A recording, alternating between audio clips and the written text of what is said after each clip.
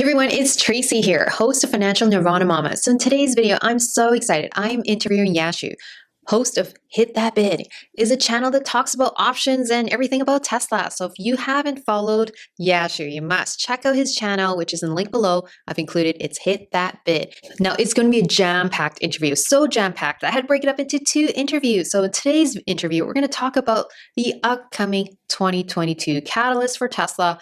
How does the macroeconomics, being the inflation with interest rates rising, affect Tesla's stock price? What are the potential price targets for 2022, where the analysts are saying? We're also going to talk about investment credit upgrade potentially for Tesla and what does that mean for the Tesla stock. We'll also touch on a psychological barrier for Tesla. What does it mean being a $1 trillion market cap? And what do we think the market outlook is for Tesla? Full disclosure, both of us are Tesla investors, so we're quite bullish on Tesla.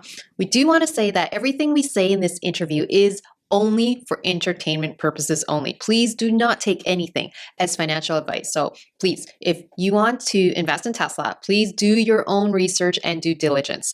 Just take this video as entertainment purposes only. Hey everyone, I'm a Canadian YouTuber that loves talking about stocks and real estate investing to grow you multiple streams of income so that you can design your best life.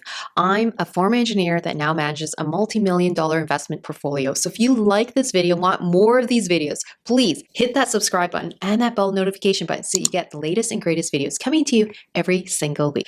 So let's get into the interview. Excited to talk about Tesla. I just want to check in, and I've been following you for quite a while right now, and I always wondered, why do people start channels? So could you just give me a quick spiel why you started Hit the Bid and why is it Hit That Bid? Yeah, it's I really wish, by the way, thanks for having me on, Tracy. I really appreciate your work and you have an awesome channel. I wish I had a better story. And I feel disappointed. Maybe like in the next couple of months, I'll have to make up something and just kind of use it as my shtick. But I started the channel last December around S&P Inclusion Week, because obviously being in Tesla Twitter, following Tesla and all the awesome YouTubers out there that talk about Tesla, I just didn't feel like there was a big I just felt like I needed to talk about Tesla on camera. It's specifically about options trading and how the dynamics of the market were working back then.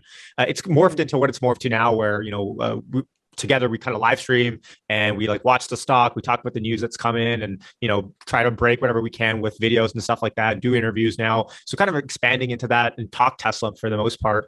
But it just started with kind of a just sheer passion almost of like, hey, I have all these thoughts that I need to get out, and this is what I'm seeing with the market or dynamics. And you know what? Let me just I had really had no expectations, and to be honest, I still don't with what I do, because I think that's just how you have candid content, is that you just put out content that you feel obliged to put out, and nothing more, nothing less. Don't have to hype it up, don't have to hype it down. You just kind of leave it as it is. And that's how it started with the name.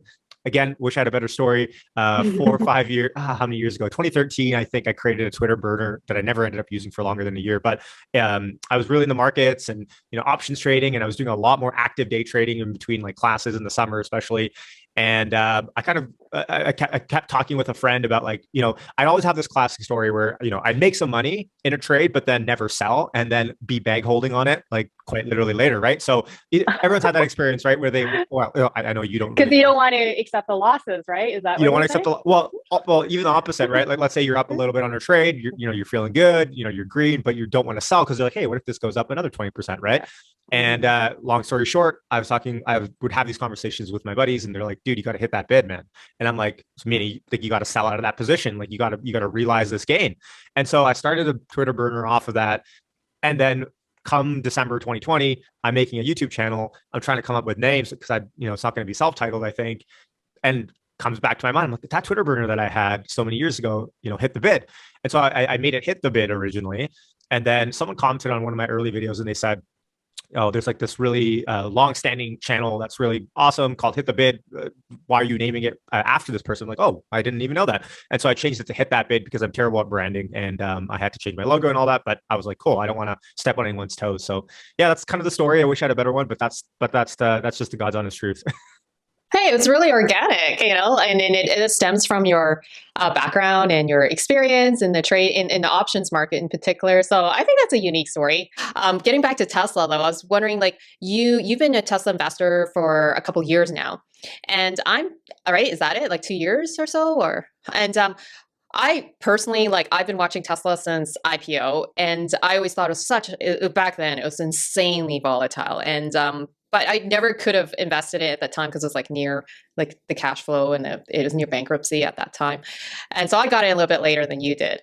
So just with how Tesla's moved in the past 2 years, I can't believe how successful it is with the past four models. So just curious, like, what got you started investing in Tesla? Like after, all this and 2 years ago in particular.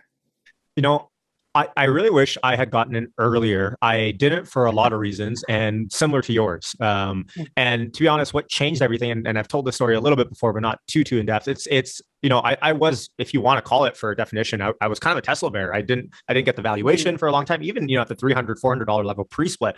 I was like, I don't get the valuation. I don't know what's happening. I thought a lot of it was hype. I believed a lot of what I saw in mainstream media. And to be honest, it wasn't until my dad kept pounding it down to me like, hey, listen, look at Tesla, showing me Kathy Wood interviews. And really, even then, like originally when I saw Kathy Wood interviews, I was like, I don't see what she's seeing. And to be honest, I had that kind of ego a little bit of like, well, like obviously this is a bubble, right? This is hype. And then what kind of changed it for me was my dad actually took me on a test drive in a Model 3. So he wanted to get a new car. This is when was this? Probably early 2020, right around Ginga Shanghai. And at that point, we went for a test drive. And I sat with like our whole family went, and because they were looking for a family car and they wanted both of their kids to come. So me and my sister went with my parents. Aw. And we test drove this thing, and they were already kind of like bought into the hype, right? Like they loved the hype of Teslas in the car. And to be honest, it's not like I hated it. It was just like, whoa, okay, I'd never driven a Tesla. So I go on the test drive.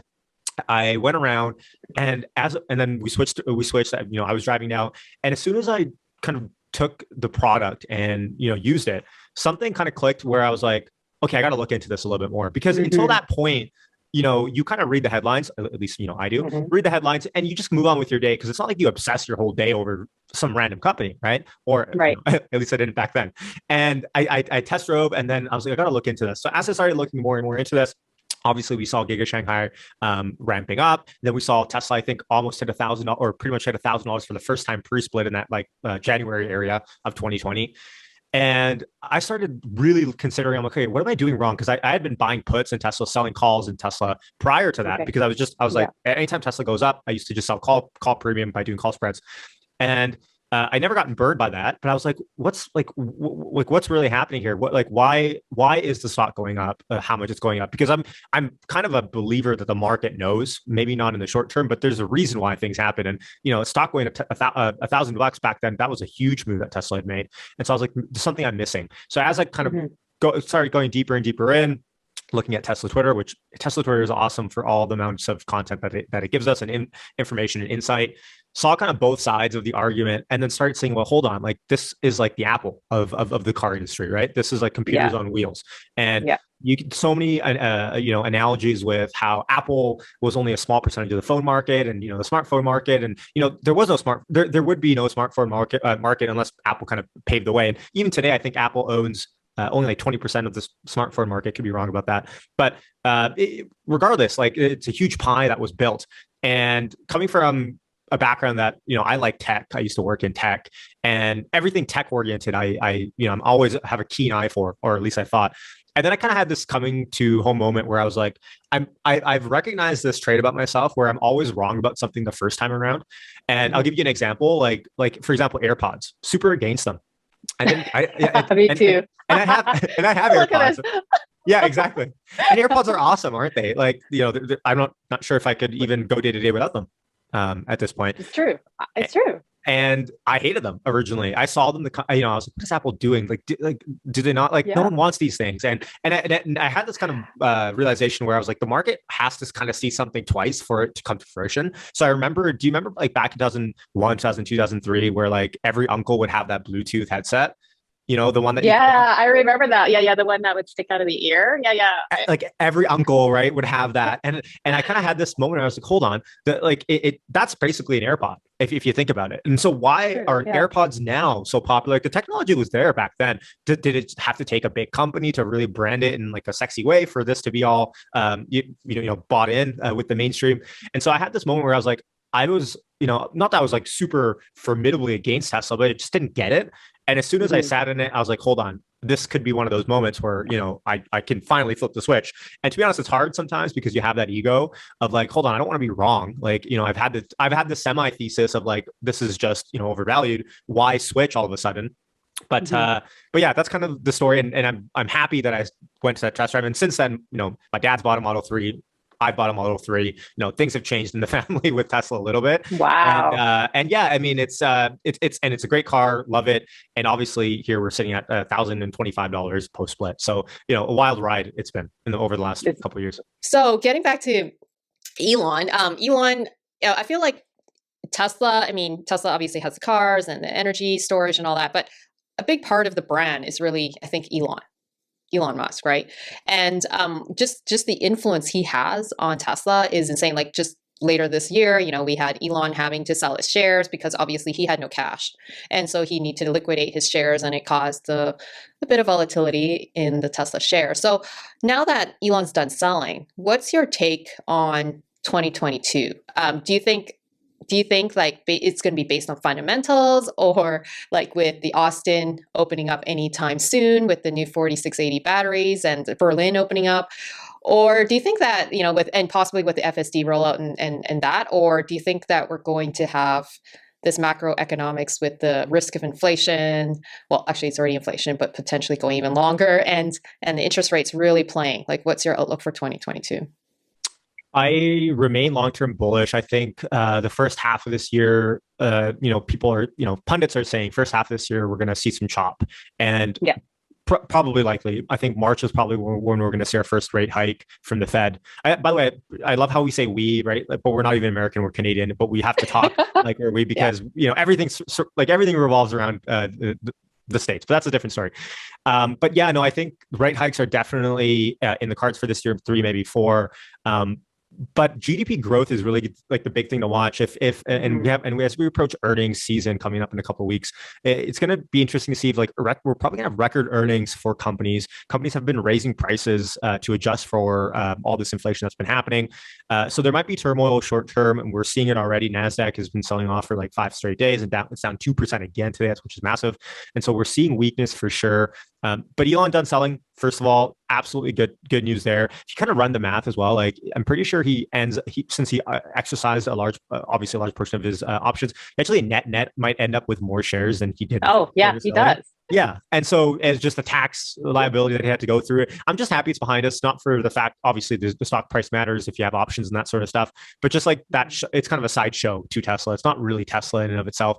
But yeah, I think 2022 is going to be, and hopefully we don't get derailed from factory delays and all this sort of stuff. But I think this is the year it's the first real year of Tesla showing its earning power. Yeah, right. And as we approach Q4 earnings, 308,000 cars delivered in one quarter. That's massive. For context, 2020, Tesla delivered 500,000 cars the whole year. So Tesla did 60 something percent of its entire 2020 fiscal deliveries in one quarter. And that's without Giga Texas and without Giga Berlin, which are slated to come online pretty soon and way bigger than any of the factories. And on top of that, using technology, the 4680 battery cells that are really going to scale production even higher at an even higher margin. So that's to be determined, I guess you could say. But I think Wall Street is still pretty low with their expectations for earnings per share this year. I think Wall Street consensus for the year, I'd have to double check. I think it's around $11. And so for context, Tesla's probably going to get close to, let's say, bull estimates are $3 earning per share in Q4. So if you analyze even Q4 earnings, you can have an argument against that. But let's say if we just annualize that, that's $12 already. And I think that's what Wall Street is standing pat on. They don't really want to give Tesla more credit than it's due right now, because I think there's a sentiment in Wall Street where, okay, Tesla's run up quite a bit. We don't want to be chasing this thing. Let's let it come to us. Let's not have to try to be the ones that stick our neck out on this company. And I think there's that sort of sentiment that is being played into it. But as we move forward, especially like the last quarter of this year, if Tesla, or let's take 2022, Tesla can do 1.5 million cars this year. That's massive. From 500 to 900 last year to 1.5. That would be massive. And I think estimates are kind of in line for that 1.5. Street is saying 1.3 million, which I think is low. That is assuming Berlin and Austin probably don't come online. Yeah. Or a little bit like that. They're going to be delayed. Delayed, yes. And actually, we Yeah. had news over the weekend that Austin is coming online within the next 7 to 10 days. Yeah. I'll believe it when I see it. I'm at this point That's now true. with Austin and Berlin where it's like, I'm using my cat attraction method. I was talking about this on the stream. I like whenever you're trying to pet a cat, the worst thing you can do is run up to it and try to go up and pet it. Just sit down, just chill, and it'll usually come to you. That's what I'm doing with these factories right now, because all the red tape, I'm tired of reading all these headlines all the time about like what's happening day to day. I'm just going to let it come, and it quite likely will come this month, both of them. So as they come online, as they scale, I think Tesla is, by the way, secretly, like quietly, like already scaling up a little bit and getting ready to really hit the ground running in both of these factories. I mean, they've been sitting ready to go in Berlin for months at this point. Yeah. And so, Yeah. One benefit is that Tesla can be quietly, and we don't know this, already doing all their testing, doing their production cars. And I think it's come out that they've gotten approved for 2,000 production cars now in Berlin. And so there's a lot to look forward to. As soon as they come online, we're probably going to see Wall Street have to up their estimates for the fiscal year, up their earnings per share for the estimates for the year. And as that happens, let's say if Tesla can do $12 EPS annualized this year at 100 PE, that's about $1,200 that I'm looking at really on the low end if you just annualize fourth quarter. To be determined, though. I mean, margins are going to be margins, and some estimates out there on Tesla Twitter land are saying above 32% gross margin, ex ZEV credit without zero emission vehicle credits, and then operating margin getting above 15%, which would be massive. So I think Tesla is showing its operating power, and it's going to show its leverage that it has this year. It's just being held back with not being able to come online in a lot of cases. I was scratching my head actually, like just thinking about, I reran all my numbers. And I usually just do long term and then, 25, 26, actually 2026. And then, back discount it, right? But then I was like, you know what? I was going to forecast it by quarter. And I want to see how the operating margins are improving, the cost of goods are going down. And I actually was thinking, like when you said $3, of earnings per share, was that non-GAAP? That would be non-GAAP. Yeah. Yeah. Okay. Because I was just thinking, like I ran the numbers, I couldn't get 3 unless it was non-GAAP, right? And what did you add back in then? Stock-based comp would be one expense to add. Like what in general, like I don't really care for personally GAAP earnings. GAAP earnings just takes into account stock-based comp and some non-cash events, and it just really doesn't show the power of the company of how they can roll that money forward. I guess GAAP really, like I kind of promised myself that after, do you remember like the fourth consecutive GAAP profit quarter that Tesla had to be S&P? That's when I got in. I was like, it had to be. It's like I was so anal in that way. The fourth one. It's like really? 4 quarters. I needed 4 quarters had to be profitable. I like it. Then I really dug in. But I mean, in hindsight, knowing what I know now, I just wish I just did all the homework, like a lot more homework right beforehand, and just saw the track. The track record, right? But anyways, that's okay. I just promised myself back then, I was like, tired of worrying. Like we were so anal about getting 4 quarters in a row back then. I was like, why do we even care about GAAP at the end of the day? Like non-GAAP is really what matters. So true. It's accounting things. It's SEC regulations, all that sort of stuff that I don't understand. Fine, whatever. That's fine. But really to look at one person who's really awesome at modeling the stuff out is Matt Smith from Good Soil. He's come to, I think not $3, but I think he's up there. I think though. I think he might have. I don't want to put words in his mouth, but I was looking at it. I was watching his video with Dave Lee yesterday, and he's going through the earnings power. And it's just the future looks bright for Tesla's earnings this year. It's just macro is taking the front seat of what's riding everything right now. So I guess we'll see. So I think the bottom line is that there is a lot of catalysts coming up this year. That was completely different from last year. Like really it was just Model 3, Model Y is just coming out of Shanghai versus this year's like so much, like hopefully the Cybertruck does come out later this year, that we get the new 4680 batteries, that FSD scales out, that the 2 factories are going to be opening like anytime soon. I think then it's going to be hopefully that, in a way, I don't want the market to know. Like, I don't want the analysts to be like, oh yeah, because then it becomes like an Apple. Like, it's like becomes predictable, and like eventually Tesla will become like a predictable company. I just don't want that to happen. I want it so that it needs to revise its earnings. Yeah, there's the alpha. So that's just being, I guess, selfish in a way. But you know what? I think it's like, okay, you got to ask ourselves, like, okay, analysts, like, for example, yesterday Goldman Sachs came out with a $1,200 price target, Yeah, I saw that. or Pierre out of New Street is a street high at 1580 or $1,600 per share price target, and it's like, okay, what are, like, all analysts have to be looking at this data. What is it that they're discounting? And I think a lot of it has to do with Tesla's execution. I think as we sit here, you and I both believe that Tesla will execute. We'll get the 4680. And I think analysts are not ready to stick their head out and say, this is a done for deal and let's start discounting for this. And I think they don't want to give Tesla that benefit of doubt, which is fair. I mean, if you're a Wall Street analyst, I guess your priorities are different than, like, you're a retail investor like us. Like, they're trying to mitigate risk and mitigate downside and mitigate, let's say, reputational risk if Tesla does not perform. Whereas retail investors like us, we can take a little bit more risk. We can kind of put it on the line and be like, you know what, we believe in this and we're going to kind of ride and die with this for now and see where it goes. And so 4680s, for example, what a catalyst for margins, right? Like, like Elon said, 40% less cost, or is it for the battery? Something crazy, right? Like 40% less cost than where.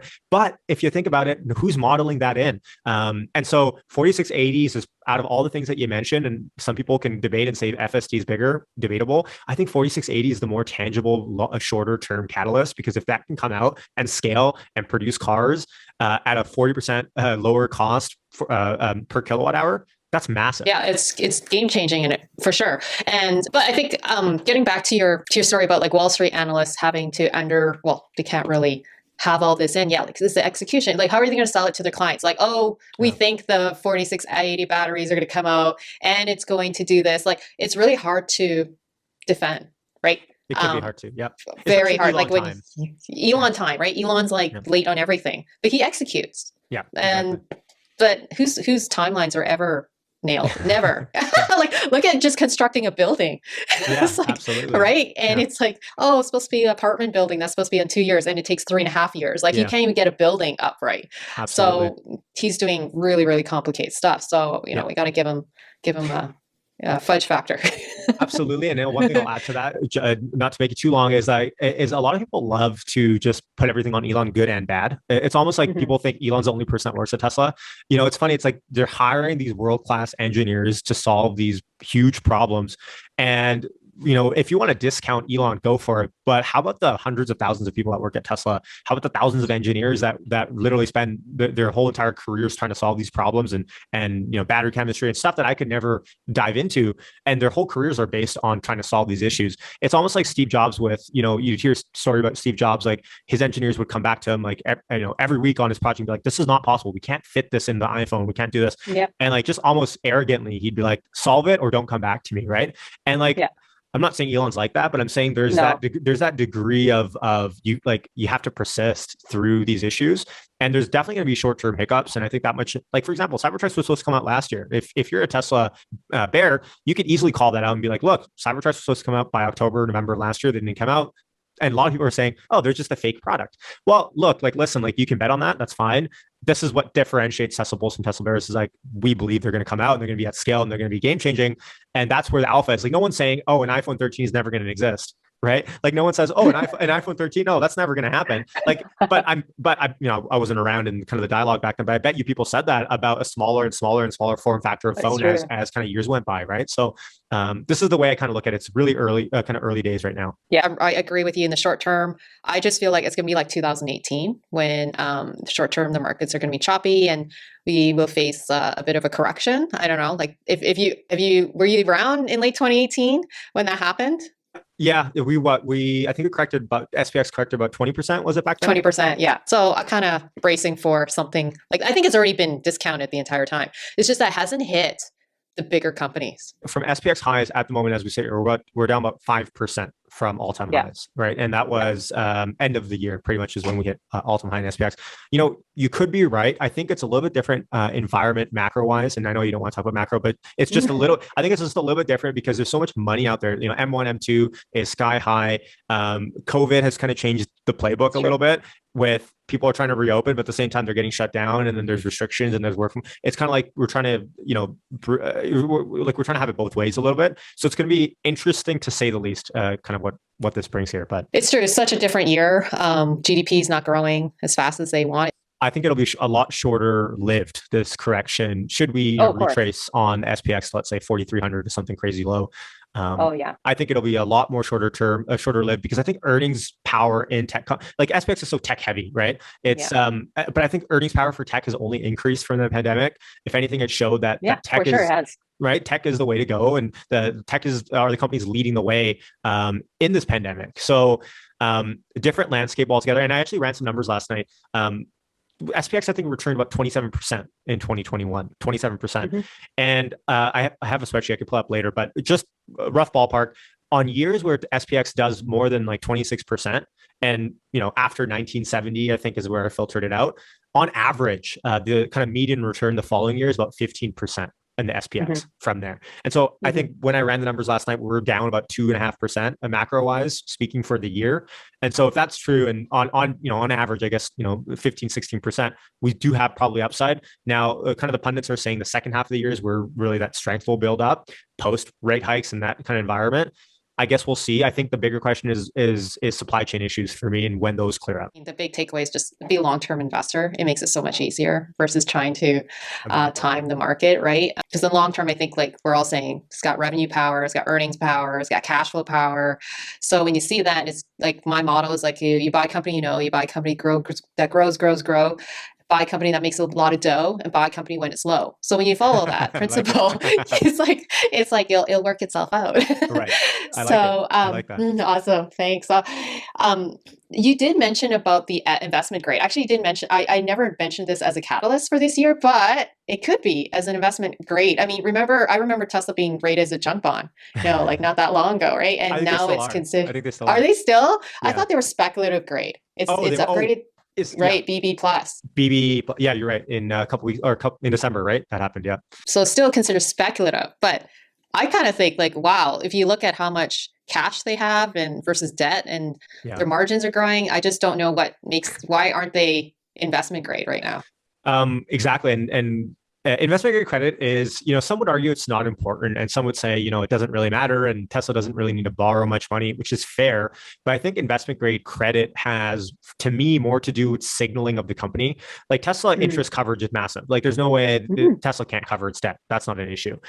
Tesla can raise money if they wanted to at any given time, and they'll be fine. Like anyone would any lender would probably want to give Tesla money right now. So why are they junk or why are they not investment grade credit? And I think as soon as they go investment grade credit, which I expect to be probably right after a couple of weeks, maybe to digest after Q1 earnings, I think that's going to be massive because it opens up to me a pool of portfolio managers or money managers that would not have invested in Tesla until it has reached that point of investment grade credit. I kind of feel like this is what happened a little bit towards the October-ish is when Tesla got that bump up to, like you're saying, speculative credit over the weekend. And we saw Tesla have 2 big days of 32 million shares each traded on each day. And I think a lot of that had to do with portfolio managers now having Tesla as a qualified stock in their list of stocks that they're able to buy. Now, these are self-imposed rules. I'm not sure how big of a pool this will be of managers out there. Not entirely sure on the date on that. I just look at it as another signal to the market, just like S&P inclusion was, of like, okay, Tesla has risen so much, but it's not in the S&P. So why would I want to buy it? Okay, now you can tell your friend, like, it's in the S&P 500. It's a legit company. And so I think investment grade credit to Wall Street might have that same sort of similar effect. The last I read, the S&P Global put out a note as to them revising their credit rating was going to be once Berlin comes online and shows that it's producing cars, and it was around that. And so perhaps if earnings comes around and Berlin is not online and they're not producing cars, maybe that gets pushed a little bit. But it's just hard to justify how Tesla's not an investment grade credit company at this point. But we shall see. We shall see. To me, it's like, it's just another catalyst in the first half of this year that if all it does is offset some of the macro effect, I'll be happy with because macro is really what to look at in the first quarter of 2 quarters. Yeah. So you think it's like you're saying you're reading up, it was like possibly after Berlin, just proving that they're in production and getting the cars out. Yeah, Moody was saying that. S&P Global was saying that. I think Moody was saying they're waiting to see how their margins change. So margins have just gone way up in the last year. Yeah. So, I guess we'll find out. But I was also reading about this. There, these credit grade, S&P Global, Moody's, they have a large portion of their hand is bought and sold by legacy auto, depending on who you ask. So I'm not sure on the level of weighing that has in the political system there and on their end. But at a certain point, I'm sure they're going to have to put a Tesla to investment grade credit. And the average person doesn't care about that. But as someone that follows Tesla as somewhat of a catalyst to follow through, I think that's one to watch. I'm just wondering, how much shares would it take away from the float? No, zero idea on how to calculate that, to be honest. But if the October upgrade was any and I'll pull up October here. I'm talking about the 22nd or the 23rd of October when we got that over the weekend, and then Tesla rallied, or Tesla had 32 million shares traded on each one of those days, which was massive because for the whole week prior to it was on 16 million shares at most, really that week on average, and so those were two huge volume days. Other than really a couple of big whales coming in, I really don't think there's a way to calculate how much, but Tesla rallied back then from 900 the first time to 1100 almost, right? Yeah, $200. I remember that. Remember in that week. So who knows what's to happen? I also think I have, by the way, my side theory on this is that let's say if you want to argue it wasn't due to the investment grade, I also think my kind of side conspiracy there is that week we're going to find out this to be true or false soon enough. But I think there might have been a large whale buying an accumulation of Tesla shares in that. Who knows? Okay. And we don't get that report, the 13F, until 45 days, so 15th of February and before. So that's kind of our deadline. So if we hear, I don't know, maybe, who knows, maybe cross our fingers, maybe Warren Buffett or someone had been buying into Tesla or something, that could also be another news item to look forward to in the first quarter. Is it in early February 15th? Okay. February 15th, Well, okay. So moving away from the fundamental catalysts that are happening in 2022, now that you post like daily, it seems like almost daily videos on on the Tesla stock price, and I'm wondering, do you see a psychological barrier right now? Is there solid support? So like when we look at the charts, it just shows the short-term sentiment on it. So what do you think is the new base for Tesla? And 1,000 really feels like that's the level to watch for as a hold. I know you can look at I think the 21 EMA is sitting at like $800 or the 50 EMA, but really I look at 1,000 for a couple of points. One, because it's you're back in the 4 digits club, great, but also that $1 trillion mark to really hold that level. I think Tesla is susceptible to a lot of FUD under $1 trillion market cap again to come through. Like Tesla, look, Tesla, the first company to hit $1 trillion and then come back crashing down or something, right? Like this it feeds into the FUD. And if today is any proof, macro, Qs were down 2% today. It's now down 1%. Now SPY is down about the same. Tesla's green as we talk here right now. It's at 1,030. Mind you, it did go as low as I think 980 this morning, where we were all wondering what's going to happen. But 1,030 here on Tesla, it's looking like 1,000 is holding. That's really the level to watch for shorter term to see. Like above 1,000, great. I can hold tight for let's say a couple of weeks to a month or two and be like, okay, that's whatever it is, what it is. Macro sucks. Below 1,000, it's kind of where you're kind of getting the territory of like, okay, where are we gonna base again? Because that wouldn't be ideal. To chop around 1,000, a little bit lower just immediately, and then before at the tail end of the year, I feel like it's usually at the tail end of the year. It's been surging. That's when people believe it because they're like, oh, deliveries hit this much, and then year after year it's the tail end. Oh, then the revisions happen, the price targets changes, and so just seeing a little bit of a pattern here. And on top of that, by the way, I mean, like 900, if you consider 900 to be a good level, because 900 was really the low, or pardon me, 883 was the low that we hit when Elon was selling. So the amount of shares that were constantly being dumped on the market when Elon was selling probably will not be close to what we might see, I think, with the macro markets. Who knows? So if 883 is kind of like the bottom line that you want to look at. I know your question was how far in terms of pain can you see? I think 883 is really on the low end on the short term, I think. Who's to see what happens with it? I mean, anything can happen. We could be having this discussion. Elon tweets something, goes up 20% or down 20%. Like anything can happen, right? But just looking at like what it is now, I think 1,000. I'd like to personally see selfishly 1,000 hold. And yeah, you're right. If you chop around there, another buying opportunity perhaps before earnings print happens. But 1,000 is looking like there is solid support here. At least today is what we're seeing. I'll see you in the next video.